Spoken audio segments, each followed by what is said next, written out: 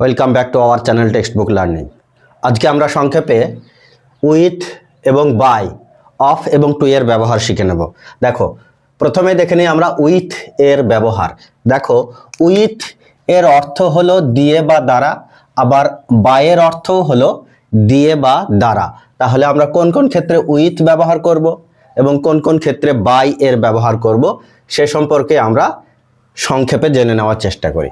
দেখো, উইথ কোন কোন ক্ষেত্রে ব্যবহার করব, যখন কোনো বস্তু বা উপকরণ বা টুলস দিয়ে কোনো কাজ করা বা হওয়া ইত্যাদি বোঝানো হয়, সেই সমস্ত ক্ষেত্রে আমরা উইথ এর ব্যবহার করব।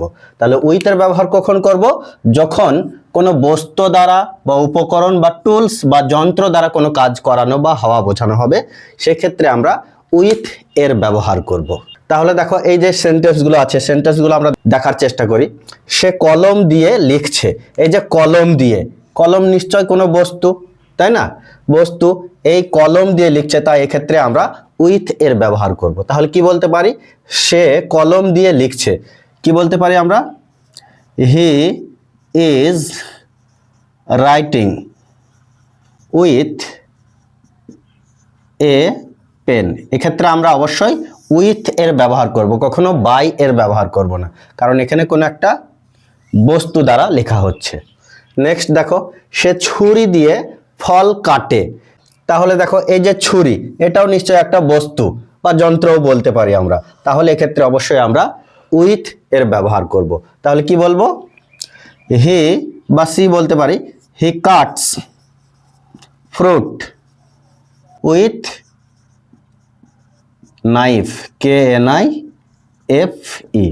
ওকে, নেক্সট দেখো, সে লাঠি দিয়ে সাপ মারে। এই যে লাঠি দিয়ে, এটাও নিশ্চয় একটা কোনো বস্তু, তাই আমরা কি ব্যবহার করব? অবশ্যই উইথ ব্যবহার করব, নট বাই, উইথ ব্যবহার করব। সে লাঠি দিয়ে সাপ মারলো। তাহলে কি বলতে পারি আমরা? He killed a snake with a stick. Next দেখো, আমি চামচ দিয়ে খাই। তাহলে এই যে চামচ, এখানে একটা টুলসের কথা বলা হচ্ছে, তাই না? চামচ নামক যন্ত্র দিয়ে আমি খাই। তাহলে এক্ষেত্রে আমরা উইথ এর ব্যবহার করব। দেখো, কি লিখতে পারি আমরা? আমি চামচ দিয়ে খাই। I eat with spoon. Okay, আমি চামচ দিয়ে খাই।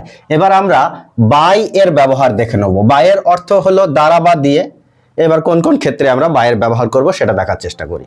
তাহলে দেখো, বাই মানেও দ্বারা। তাহলে বাই কখন আমরা ব্যবহার করি, বাই কখন ব্যবহার করি? আমরা উইথের ব্যবহার দেখলাম।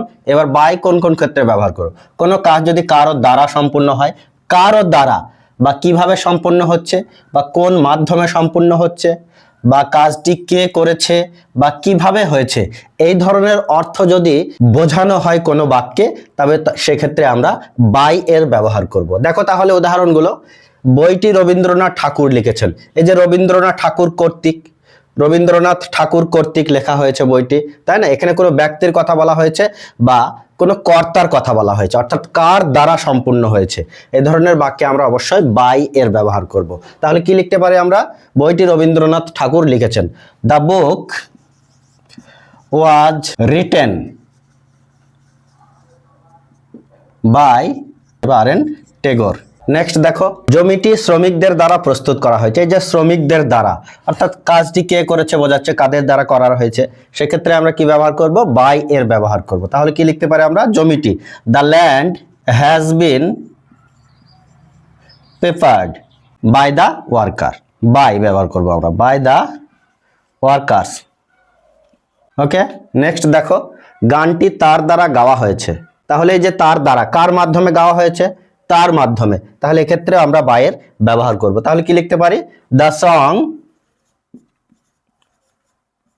ওয়াজ সাং বাই তার, হিম অথবা হার লিখতে পারি আমরা, বাই হার। নেক্সট দেখো, আমি বাসে করে বিদ্যালয়ে যাই। এই যে বাসের মাধ্যমে বিদ্যালয়ে যাই আমি, তাই না? তাহলে এক্ষেত্রে আমরা বাইয়ের ব্যবহার করব। তাহলে কি বলবো? I go to school by bus. বা ট্রেন বা যে কোনো মাধ্যমে যদি আমরা যাওয়া আসা করি সেক্ষেত্রে আমরা বোঝানোর জন্য বাই এর ব্যবহার করব। এবার আমরা দেখি অফ এর ব্যবহার। অফ প্রিপজিশনের ব্যবহার আমরা কোন কোন ক্ষেত্রে করতে পারি, আর তারপরে দেখবো আমরা টু প্রিপজিশনের ব্যবহার। তাহলে অফ কোন কোন ক্ষেত্রে আমরা ব্যবহার করি? কোনো কারণ বোঝালে, কোনো সম্পর্ক বোঝালে, কোনো কিছুর মালিক বোঝালে, কোনো অনুভূতি বোঝালে বা কোনো অংশ বোঝালে আমরা অফ এর ব্যবহার করব। দেখো উদাহরণ দেখলে আমরা বুঝতে পারবো, সে জ্বরে মারা গেছে। তাহলে কিসে মারা গেছে? জ্বরে। জ্বরের কারণে সে কিন্তু মারা গেছে। তাহলে এই যে কারণ, কারণ বোঝালে আমরা কি ব্যবহার করব? অফ ব্যবহার করব। তাহলে কি লিখতে পারি? হি ডাইড অফ ফিভার, অর্থাৎ সে জ্বরের কারণে মারা গেছে বা জ্বরে মারা গেছে। নেক্সট দেখো, আমি কুকুরকে ভয় পাই। এই যে আমার ভয়ের অনুভূতি বা ভয়ের কারণ কি? কুকুর। তাই এই কারণ বা অনুভূতি বোঝালে আমরা কি ব্যবহার করব? অফ ব্যবহার করব। তাহলে I am afraid of dogs, কুকুরকে আমি ভয় পাই। নেক্সট দেখো, দিল্লি ভারতের রাজধানী। এই যে দিল্লি কার রাজধানী? ভারতের রাজধানী। এই যে সম্পর্ক, ভারতের সঙ্গে দিল্লির যে সম্পর্ক, রাজধানী এবং দেশের সম্পর্ক, তাহলে এটা বোঝানোর জন্য আমরা কি ব্যবহার করি? অফ ব্যবহার করি। তাহলে কি লিখতে পারি? The capital of India is Delhi বা দিল্লি। ওকে, নেক্সট দেখো, এক কাপ চা। এই যে কাপের অংশ কি? চা। এই যে অংশ বোঝালে তাহলে আমরা কি ব্যবহার করব? অফ ব্যবহার করব। তাহলে এক কাপ চা কি লিখব? এ কাপ অফ টি। ওকে, এবার দেখো আমরা টু এর ব্যবহারটা দেখার চেষ্টা করি। টু প্রিপজিশন তাহলে কখন ব্যবহার করব? কিছু দেওয়া, কাউকে কোনো কিছু দেওয়া বোঝালে, যদি কাউকে কিছু দেওয়া বোঝায় বা কিছু পৌঁছানো বোঝায় বা কারো দিকে বোঝায়, কোনো উদ্দেশ্য বোঝায়, কারো কাছে বোঝায় বা গন্তব্য বা ডেস্টিনেশন বোঝায়, এক্ষেত্রে আমরা কি ব্যবহার করব? এই ধরনের বাক্য গঠনে আমরা টু প্রিপজিশনের ব্যবহার করব। তাহলে উদাহরণ দেখলে আমরা বুঝতে পারবো, আমি বিদ্যালয়ে যাই। এই যে বিদ্যালয়, বিদ্যালয়ের দিকে যাই, তাই না? আমি বিদ্যালয়ে যাই। তাহলে এক্ষেত্রে কি লিখবো আমরা? I go to school. এই যে টু প্রিপজিশনের ব্যবহার আমরা এখানে করলাম, অর্থাৎ স্কুলের দিকে, তাই না? বা পৌঁছানো। সে আমাকে কলমটি দিয়েছিল। এই যে আমাকে দিয়েছিল, তাই না? বা আমার কাছে কিছু পৌঁছেছিল সে। তাহলে কি লিখতে পারি আমরা? হি গেভ দ্য পেন কার কাছে? আমাকে, টু মি। টু মি, এক্ষেত্রে আমরা টু এর ব্যবহার করি। আর কি আছে? সে কলকাতা যাচ্ছে। এই যে কলকাতা যাচ্ছে, তাহলে তার, সে কলকাতা যাচ্ছে, তার গন্তব্যস্থল কোথায়? কলকাতা। তাহলে গন্তব্য বোঝালে আমরা কি ব্যবহার করি? টু ব্যবহার করি। তাহলে কি লিখতে পারি আমরা এই বাক্যটি? সে কলকাতা যাচ্ছে। She is going to Kolkata. এই যে টু প্রিপজিশনের ব্যবহার আমরা করলাম। তাহলে এই ছিল আজকের আমাদের আলোচনা। যদি ভিডিওটি ভালো লেগে থাকে লাইক, কমেন্ট, শেয়ার এবং সাবস্ক্রাইব করে আমাদের পাশে থাকো। Thanks for watching.